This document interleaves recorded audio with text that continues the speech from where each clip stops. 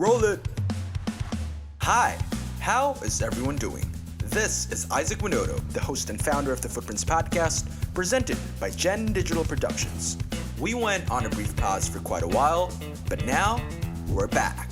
In case you're new here, this podcast is not just your regular one-on-one interview, but instead, we're a platform that cares about the digital world we live in, its future, and the unique people behind it straight into your ears.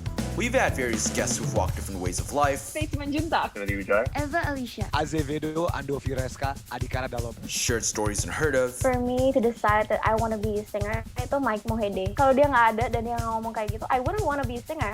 And showed us the light at the end of their footprints. Zach, you're gonna make mistakes in your life. Trust me, you're gonna make mistakes. But the key is to learn from them. Be aware in the more literal sense of knowing what's happening in the world. We want to see color. When I see your color, I must be proud and I must see it as something beautiful. But starting this month, we're kicking it into another gear.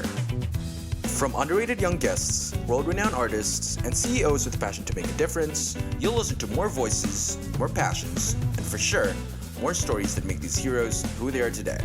Just sit back, enjoy, and stay tuned for more.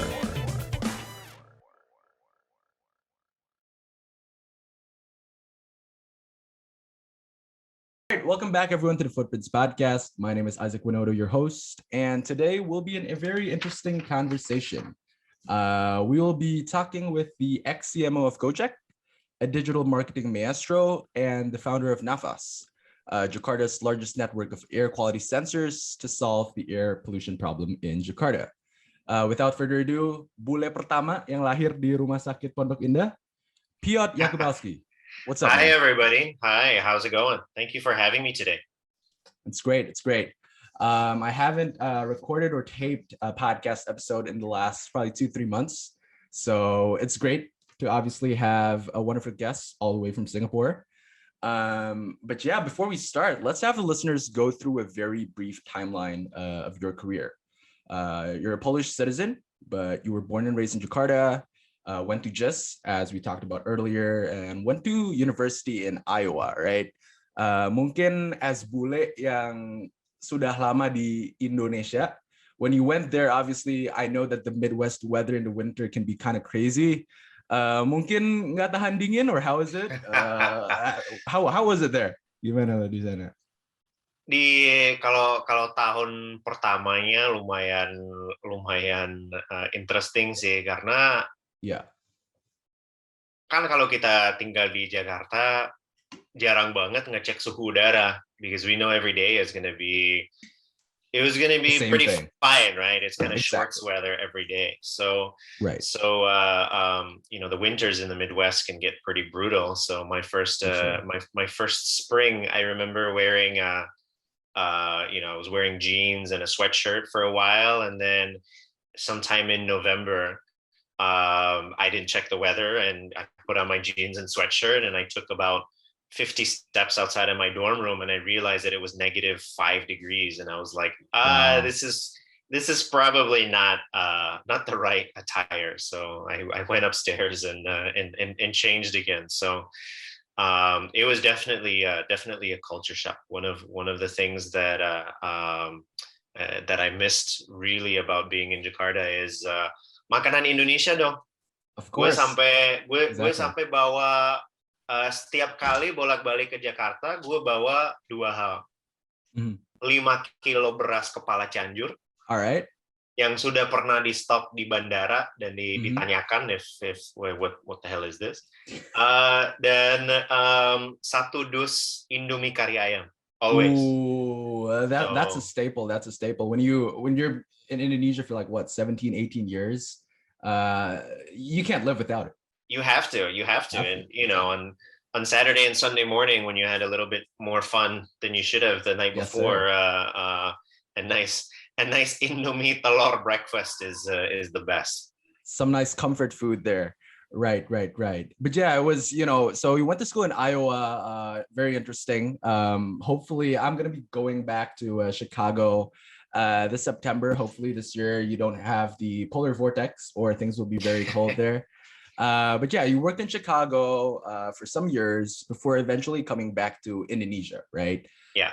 And I think you've mentioned this a lot, that you wanted to go to Indonesia for, I think, only for 2 years, right? Mhm. But you stayed here for way longer. What drew you in about Indonesia?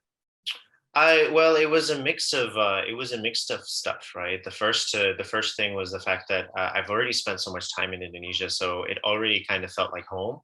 Right. But the second thing is that I came back to Indonesia in 2011, and right around 2012 and 13 was when the digital and mobile revolution was really starting.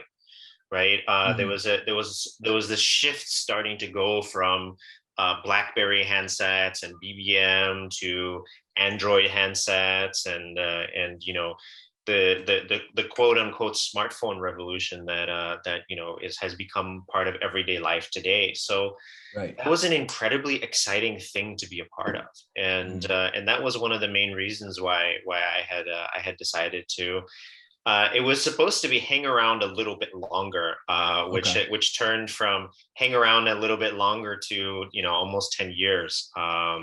So that was just that excitement of this new technology that people were discovering. And one of the cool things that I really liked about you know, people in Indonesia is that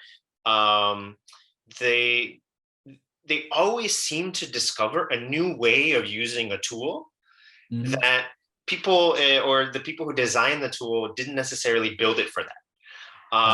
So you know, BBM commerce and you know, social commerce on BBM was just exploding before, you know, people even talked about social commerce, right? So that was just a really exciting thing to be a part of. Got it. So just like tapping into your mindset at that time, right? So okay, you knew the potential of Indonesia, and obviously it already had sort of like it's in your heart because you've been there, you know, for years. But was this like more spontaneous, or like it was kind of planned over the years? I would say it's a little bit of a mix of both. Okay. And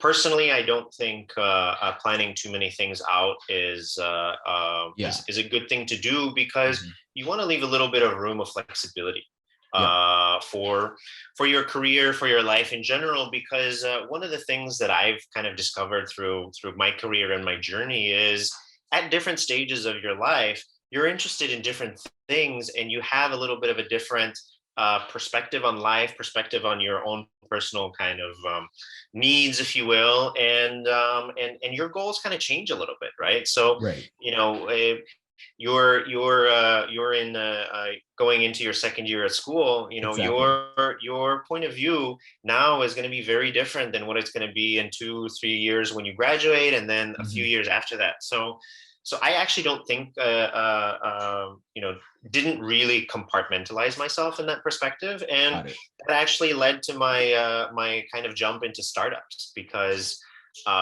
you know, from very early on in my career, I was very keen on advertising and digital marketing, and I'm going to be in the advertising world. You know, my dream was to become you know, global CEO of an advertising agency. That was my dream.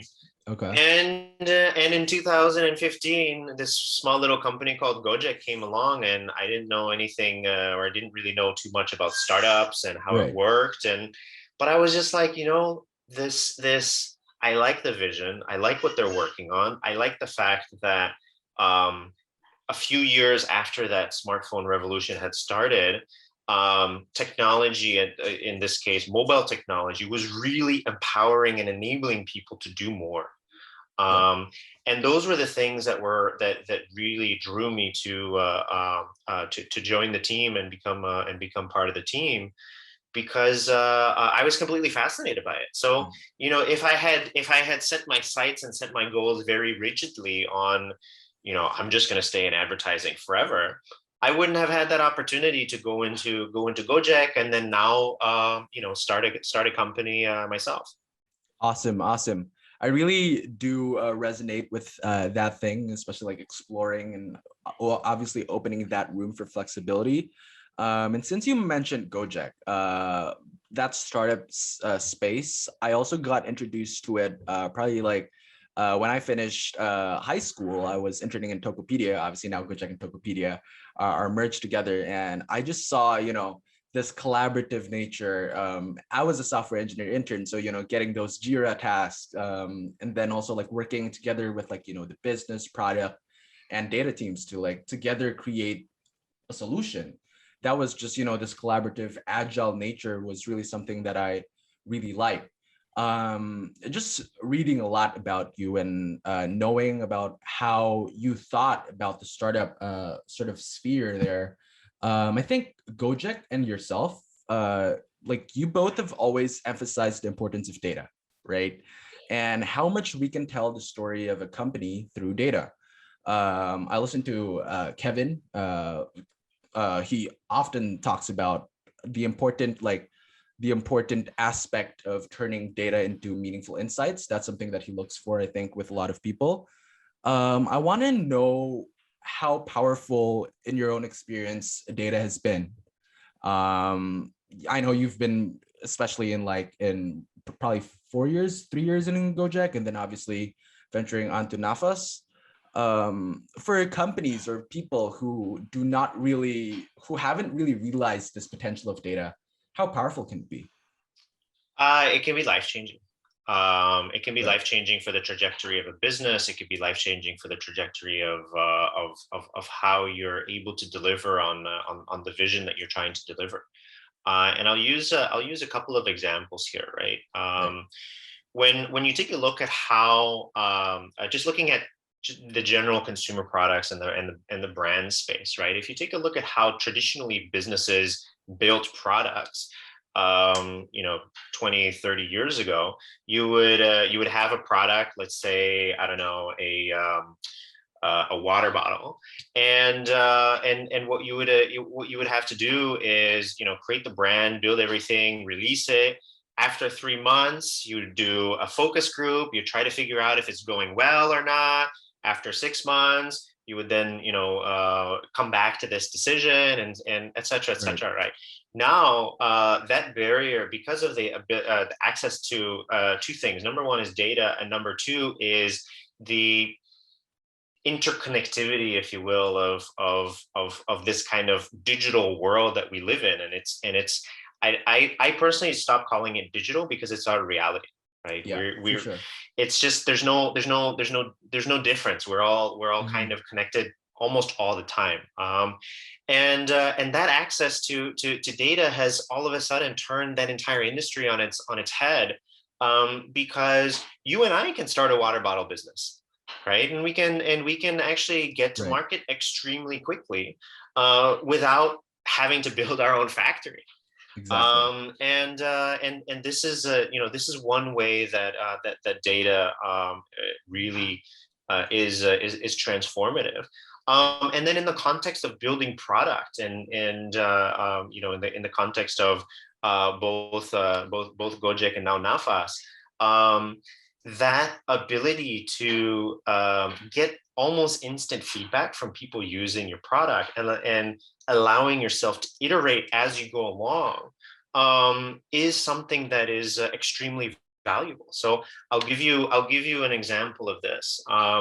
As part of the Nafas ecosystem, we have built a connected home air quality monitor and a connected air purifier. Right. Now, one of the things that we're emphasizing is the fact that when you buy one of these products, today the features are ABC, but tomorrow the features could be A, B, C, D, E, F, G, because of that connectivity and because of that ability to do remote software, remote firmware updates, we can bring this product alive. And that's where that data comes in. Those are kind of a couple of examples of why it's almost all encompassing, right? Now the challenge and biggest challenge for all of us is to mention the title of Nate Silver's book, "What's the Signal and What's the Noise?" And that's really what once you're kind of using data on an everyday basis, you're actually you're not focusing on the data itself, but you're trying to go in and find those things that are really influential to what you're trying to do. Right. I love Nate Silver, and obviously 538 is something that I look at a lot. But I see data is obviously something that can transform. It can make and break a business. So, and obviously Nafas. I think I listened to your podcast with Iyas, if I'm not mistaken, and you said that one of the reasons why Nafas is built as like a business model is because obviously the data coming out of it is available, and obviously data is something that's no business can run without data, right? In today's world. So while we're at it, let's venture into Nafas. It's super impressive what you're doing, and I feel that it's about time that someone addresses this thing in our city, Jakarta. I want to know the motivation when you started all this. What made you want to start all this? Oh, that's an interesting question. So one of the things that I really wanted to do, and my key takeaway from my Gojek experience was, what I mentioned before, the fact that technology, especially mobile technology, really has the power to transform people's lives, Right. and enable more opportunities and just a better life for people. So I thought one of the questions that I had personally was, I thought that why can't we take this mindset of mobile and software and apply it to environmental problems. So I actually researched a few different environmental problems. I took a look at plastic waste to energy conversion, water desalination, electric vehicles. I looked at solar microgrids, and I looked at air quality as well. And frankly speaking, the reason why air quality spoke to me so much is because I ran a test in my house, and my air quality in my house in Jakarta, on the south side of the city, green garden, etc., my air Right. quality was about 30% worse than the air quality in Jalan Sudirman. So Wow. I was just kind of like, okay, how is this even possible, right? Because Exactly. you learn about green and trees and create Yeah. oxygen, and it's kind of great for you, etc. And and I guess I could say that that's where the rabbit hole started, and it opened up, and it was just kind of like, well, why is this happening, and why is this happening, and learning as much as possible about the problem, and then realizing very quickly that it's enormous, the problem. For sure. B, it affects everybody in the world. And C, there hasn't really been, in my opinion, there hasn't really been a lot of effort put forward to taking all of this scientific research that's been done about the impacts of air pollution on our health and people's health, and it hasn't really been transformed into things that people understand. Right. So I got together with Nathan, who's my co-founder and CEO of the business, Right. and him and I both had this kind of same point of view, the fact that it's been a problem for a while. Yes. There's no data, right? So we have to make data available. And we have to give people an option for how to live their life, because we can't sit around and wait for change to happen. Now, one of the things that I had discovered through this entire process is the fact that reversing air pollution issues is a multi-decade long That's crazy. process. Yep. And we have to think about short-term, medium-term, and long-term stuff that we could do. So that's kind of how Nafas was born. Nafas was born from the fact that my part of Nafas was born, and my inspiration for this was I was sitting in my yard and I was just really angry about air pollution. That's great. Yang gue lihat dari banyak sekali startup di Indonesia adalah lahir dari sebuah keresahan, right? It's from like from just some good anger in a sense that wants to solve a problem in the community. The first time that I heard about Nafas was probably last year, when I came across a LinkedIn post from, I think, Crystal. I think she like posted Nafas or something like that. And then obviously I later downloaded it. And I think the best thing about Nafas is it helps us build a lifestyle that just makes us more aware of the air pollution outside, right? Obviously, like you've always said, that the most important thing is, one, be aware and have an opinion about this this problem, right? But I think that eventually we'll have to do something about it, right? Probably take participative steps, because right now the awareness is there. Okay, if the air pollution is bad, I'll probably not, bike. I'll probably not run outside. But will there be, like, let's say, a next step, or probably if you could give us some tips as a society how we can lower down these AQI levels as a whole, because I know this is not an easy problem and it requires collaboration, from multiple sides, probably the government, businesses, and also the citizens in general. But what is your strategy in order for us as, let's say, rakyat Jakarta to be able to lower down these levels? The realistic side of me is really focused more on rallying support around this topic. Wow. And the main reason for that is because if you take a look at history, right? You take a look at places that had incredibly bad air pollution, and things got fixed. Mm-hmm. There's London in the 1950s. Okay. So London's Clean Air Act was signed in 1956. There's the US in the 70s. So 1970 was when the Clean Air Act of the US was signed. And then there's China a few years ago, where the Chinese government made a very conscious decision to start addressing air pollution problems. All three of these cases had one thing in common. And that thing in common was the fact that there was support and awareness of the issue from the public. Wow. Because these are issues where an incredible amount of policy needs to be created, and an incredible amount of enforcement of these policies needs to be created in order for it to actually work. Yep. If you take a look at private businesses, the challenge of sustainability, if you're a private business, is the fact that there's a premium on sustainability.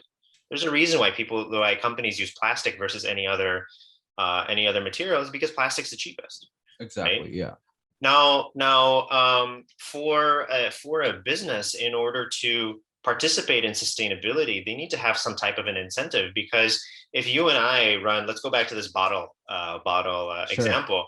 If you and I run a bottle company and you're buying plastic for, I don't know, 10 cents a bottle, and I'm buying plastic for 9 cents a bottle, and it costs 20 cents a bottle in order to become greener and more sustainable, are you and I going to be eating into our margin to be more sustainable for quote unquote moral reasons, right? Because there's no other incentive.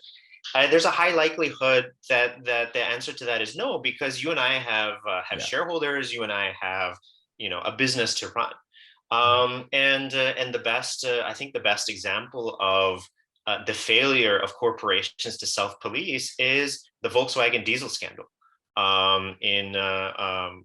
globally.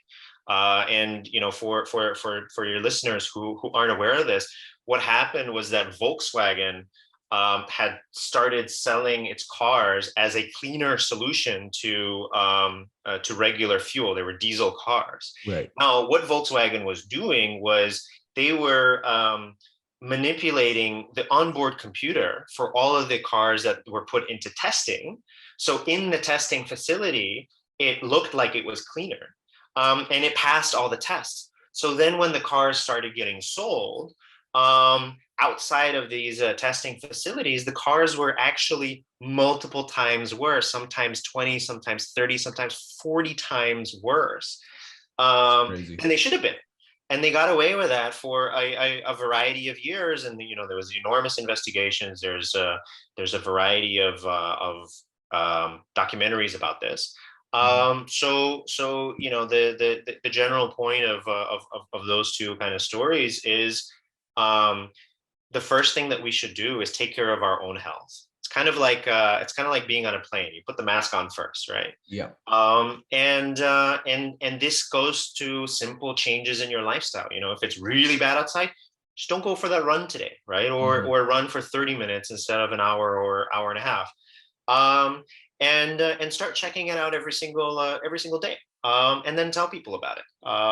Tell your friends, tell your coworkers that air pollution is a health problem, and here's a way for you to be able to manage your own life.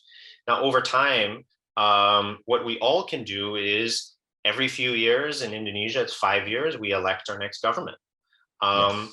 And if you take a look at the governments in the UK, you cannot run for any type of a government position in the UK, whether it's mayor or somebody in the House, prime minister, whatever it is, without a policy on air quality, without a very clear opinion, and without a very clear plan on air quality.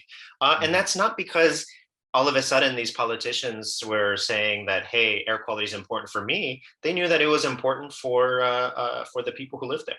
Exactly. So long story short, it's really up to us to A, take care of ourselves, and B, make sure that this is an issue that's important to not just us, but more and more people. Yeah, I agree that it's a collective effort, and obviously this isn't something instant.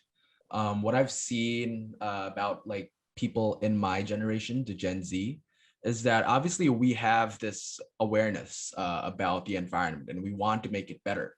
But we are in this, we are in the generation where we want things to be instant. We want things to be right, in our eyes. I really love the thing that you said about the government, because I think in terms of that, it's not only the people, because if, let's say, you have someone who's, let's say, really like he or she is going to, let's say, make decisions that help the air quality of the country, then what happens when he or she is gone, right? You want that policy to even outlive or outlast the person who's there. So I think that's a very interesting point there. In terms of like Nafas in general, I think before we get into more of like the future plans, could you probably just explain where Nafas is at right now, and like, a brief description? Obviously, just now we started with a one sentence description of Nafas, but if you could tell the listeners at home what it is and where it's at now, probably. So the main vision behind Nafas is to build a health and wellness platform with air quality at the core of it.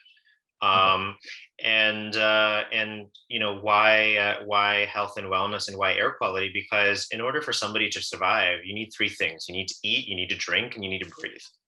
Right?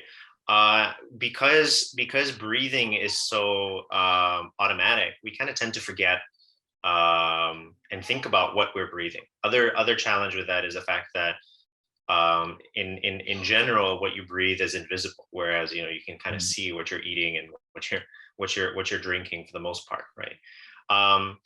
Where we are today, Nafas has already installed almost 120 air quality monitors in Jabodetabek, Jakarta, and Bali. And what we're doing is making sure that data is readily available to as many people as possible. So the sensor network collects almost 3 million data points a month across a couple of different pollutants in some cases, temperature, humidity, et cetera, et cetera.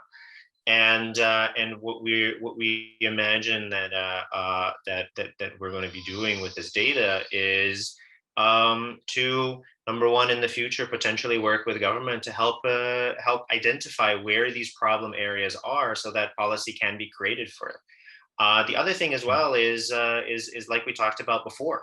How can Nafas help your lifestyle as an individual in order for you to be that percentage healthier? It kind of goes down to the concept of marginal gains. If you've read Atomic Habits by James Clear. And where we're kind of taking it in the future is we want to make sure that people have access to air quality data, whether they're indoors or outdoors.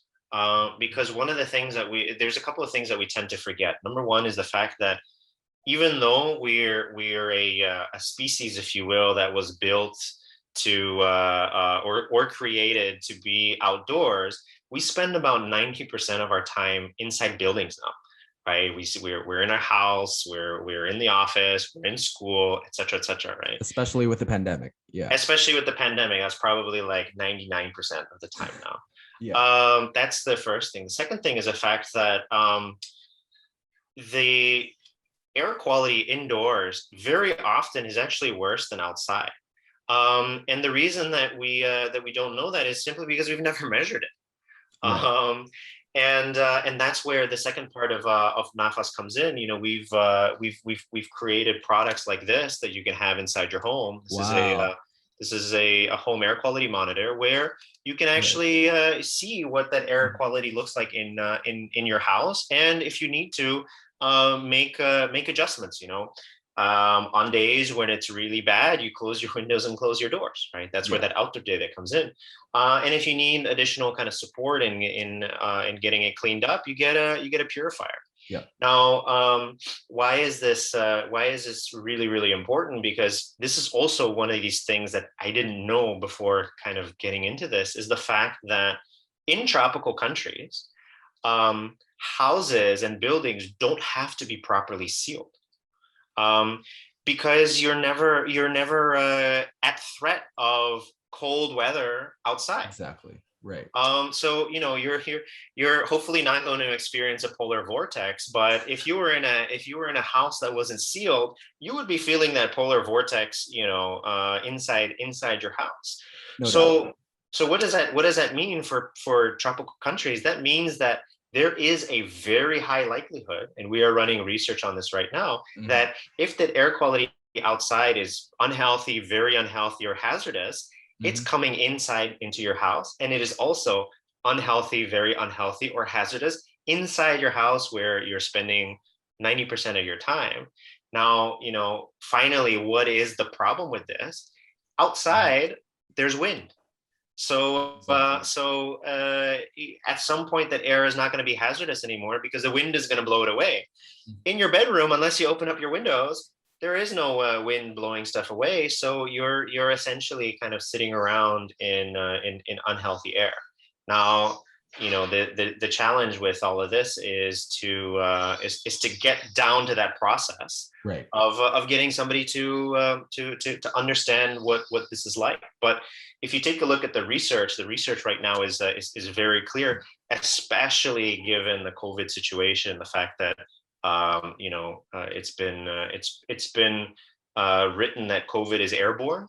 And indoor air quality is a key component to how well and how often viruses such as COVID gets passed around between people. So it's actually very, very interestingly for us coming full circle with the pandemic, because air quality, both indoor and outdoor, is a very, very important component of how we live our lives. Wow.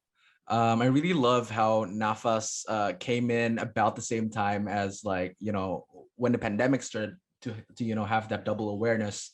But I feel, as much as I hate to say it, here in Indonesia, from what you've said, is, you know, it's not just, you know, it's more of an information problem, right? Some people are not informed of this issue, like you said. Some people don't even realize that their houses are not sealed properly or stuff like that.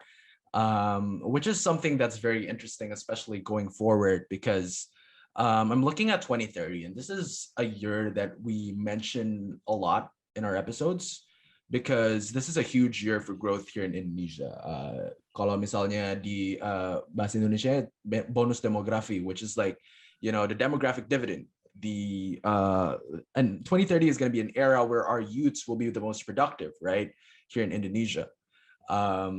But I'm thinking that, as much as, you know, obviously it has to start with, as you say, like little steps, like marginal gains. I think that's what you said. And it has to start now, obviously. It's very fresh, and I think it's really, I'm really grateful that someone is already thinking of this long-term issue before it's too late. But yeah, I want to know, like, how do we promote this literacy here in Indonesia, especially for the youths today? We have, financial literacy. I've done a lot of financial literacy in Tokopedia as well, and you've obviously had that in Gojek. Digital literacy is also there. But how do we promote environmental sustainability literacy? Because obviously there are people who wouldn't put the environment over, let's say, their business gain, or environment over this other gain. Yeah, how do we promote this, especially among the young kids today? That's a really great question, and I think one of the catalysts of this is the fact that Gen Z and the younger generation tends to be a little bit more aware of these types of issues from the get-go, and more curious about these types of issues. And I think part of that has to do with access to knowledge and access to information, and access to things like social media, which kind of brings me to the next point. How are we going to do this? By repetition, talking about it, and using data in order to prove the case of what's going on. Right. And this applies to all aspects of sustainability, not just air quality. This applies to waste management. This applies to water pollution. This applies to how we use our land and how we use our forests. What I hope happens as quickly as possible is that there comes a general consensus that our resources are finite. Yeah. And that consensus doesn't come after the tipping point, because at some point it's just going to be, I wouldn't say too late, because there is, I recently read Bill Gates's book, How to Solve a Climate Crisis, or sorry, How to Avoid a Climate Disaster. Right. And one of the key points that he makes is, once we reach kind of the point of no return, it's not going to be a question of, a mass dinosaur-like extinction, over one day or 1 week or whatever it is. It's just going to get a lot harder to do a lot of the things that we wanted to, or that we need to do in order to live and in order to continue to grow as a planet. So for sure, I think there's a lot of different types of organizations out there who are talking a little bit more about sustainability. I hope this is something that eventually can become part of the school curriculum and the education curriculum. And I think it's something that we have to start, like, literally right now. We should be educating our children, and starting in even SD classes, talking about our planet and how it's something that we need to take care of. Exactly.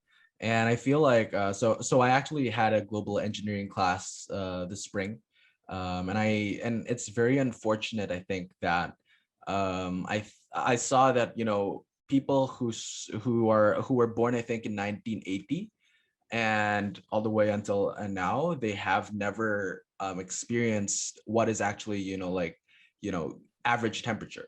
Like, it's just been going up all the way. And I think it's very interesting, because here in Jakarta, I feel there's so many startups that try to solve like the same issues, but there are so many issues that are still left unsolved yet. When I saw you starting Nafas, I was like really inspired, because this is something that a lot of people know, but they don't want to act upon. And you obviously had that first step. I think I saw this video from Vox talking about Jakarta sinking, faster than ever. And obviously temperature is a huge thing that we also it's happening globally as well. I feel like these are issues that obviously it's going to be still here, like we're going to still be talking about it, but these are issues that will still be really talked even more about in my generation, as my generation grows older. So for any youth, thinking of being a change maker, solving these problems, be it, you know, as an organization, NGO, or as a startup, what would your advice be for them? You know, this is something that obviously is not easy and it cannot be instant, but what advice would you give if we want to solve these issues? There's two things. That's a really great question. There's two things. I think you have to have a relentless curiosity for the problem. Okay. Because almost every single one of these problems that you're talking about has layers and layers and layers of complexity to it. Right. And you have to have that, you know, this almost childlike questioning of what's going on. You know, there's a mental model called first principles that kind of goes into this. So I think that's the first thing. The second thing is I think you have to have a lot of patience, and you have to have a lot of patience because you know, addressing some of these issues just takes a really long time. Yeah. And building support for a certain issue takes a really long time. And finding the message that works takes a really long time. And I think you know, one of the challenge for that is the fact that the internet has spoiled us. We are, you know, probably the most impatient generation ever. Simply because, you know, everything is instant, everything is now. You know, I sometimes ask people if they remember before Gojek how you got a taxi. You know, you would call, and then they would say the taxi would come in 20 minutes, and you'd be like, cool, the taxi's coming in 20 minutes, and you wouldn't have any issue with it now. And, you know, today you order a Gojek, and if he doesn't arrive in the next, you know, 56 seconds, you're already angry that, you know, this is what kind of customer experience is this, right? So there is this enormous patience that's required in this. So curiosity and patience. And I think the other thing as well is the fact that there are a lot more. There's a lot more companies. There's a lot more private equity firms. There's a lot more VC firms who are starting to look into ESG and sustainability as a very important part of their portfolio. So this is actually a category that now is emerging into a completely new opportunity for business. Because, you know, also one of my, you know, personal also misconceptions before I started all this stuff was the fact that, you know, when you think about green and climate, you think about NGOs, right? And you think about National Geographic, and you think about, you know, Save the Orangutan Walk that you have at school, right? You don't think about building a company and building a business around it. And now it's just become a possibility, and in fact, it's become an enormous opportunity. So for anybody who's listening, and, you know, if you're thinking about some of the more I would say, I don't know, technologically advanced lines, you know, we've got fintech, and you've got logistics, and you've got banking, and you've got, you know, AI and all this other stuff. There's this thing called the climate and the planet that could also use your help. And frankly speaking, for me, one of the most rewarding parts of this entire experience has been learning something that is completely new. And because of the internet, and because of the possibilities that are available to us today, we if you want to learn it, you can learn it. It's Uncle Google is your friend. For sure. That was really, I think that viewpoint is one that will be very refreshing for our generation. And I think it will speak to a lot of us for sure. Before we end, and I will go to the draft after this, but you've been talking about all these visions for 2030 and for Indonesia in 2030. And I'm really grateful that you're, you know, sort of making us aware about this. But we've been talking a lot about Nafas so far. Let's go back to you as a person. In 2030, you'll probably be in your early 40s, and Nafas will be in its teens. Oh man. Yeah. I but wish. What do you imagine yourself and Nafas to be like in 2030? In 2030, I imagine Nafas to be part of our daily life, just like some of the other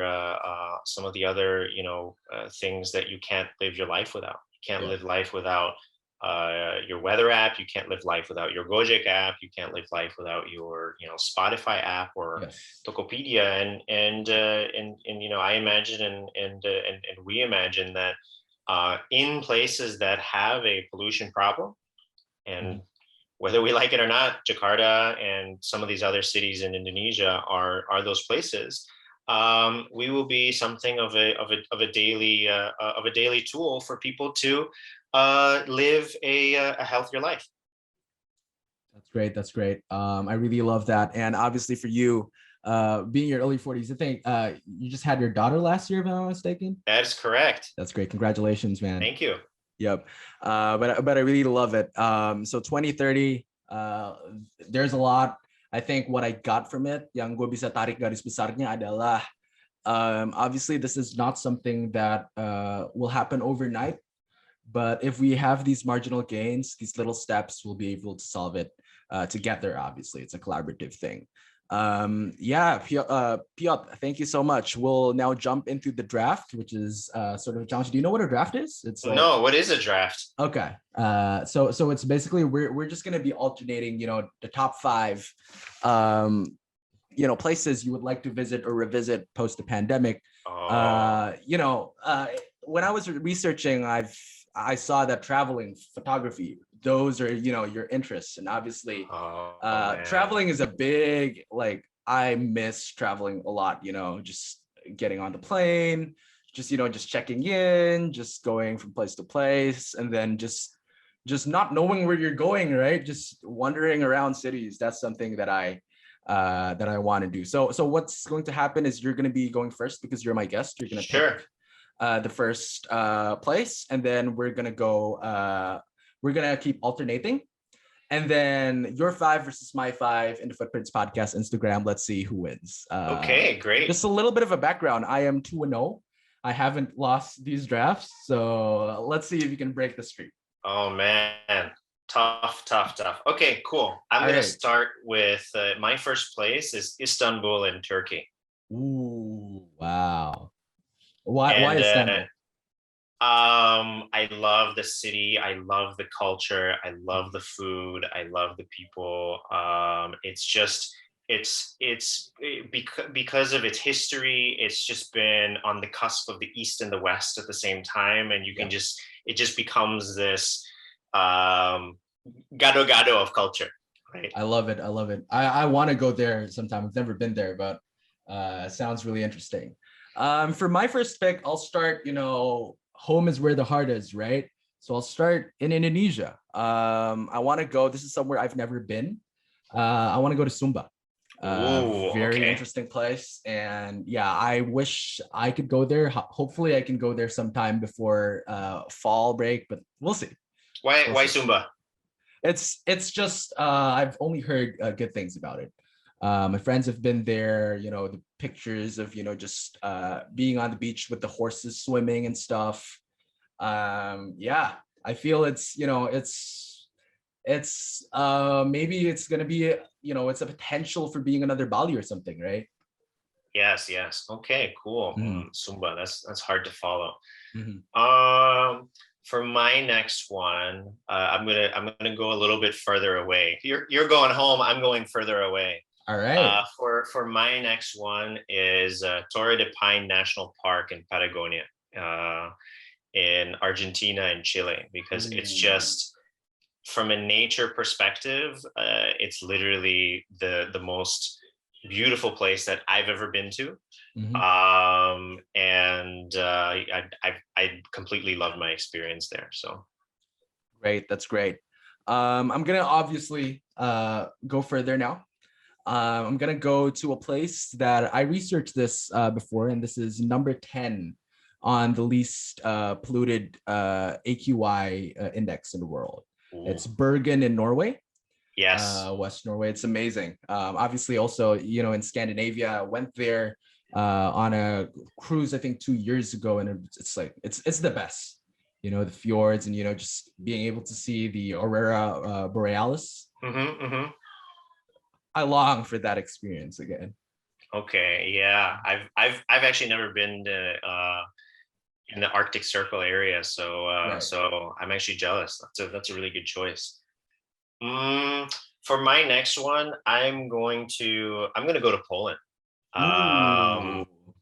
Because obviously that's where a lot of my family is because I'm Polish, but Warsaw has been one of the up and coming cities of Europe over the last decade, actually.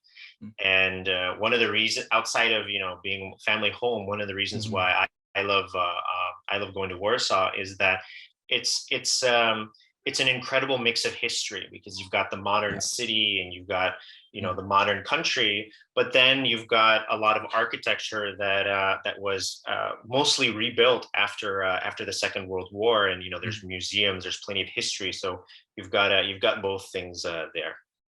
That's great. I think I've been to Warsaw once. I love the is that called the pierogi or something like that? Yes. Do they have like salmon or fish or something inside? There's multiple. You can have meat, fish, you can have veggies. It's amazing. It's great. It's great. It's great. All right. This is my third pick, right? I'm gonna be going to Canada. The Canadian Rockies there's a city there called Banff. Very amazing, and they have wonderful lakes. I don't want to go there in the winter. Obviously, the summer months going there would be just immaculate. Amazing. For my fourth pick, I'm gonna go home, and I'm gonna go to the Borobudur Temple in Jogja, because one of the most amazing feelings for me, and it's something that I haven't been able to describe why I like it so much, is being on the temple at sunrise and just enjoying the sunrise.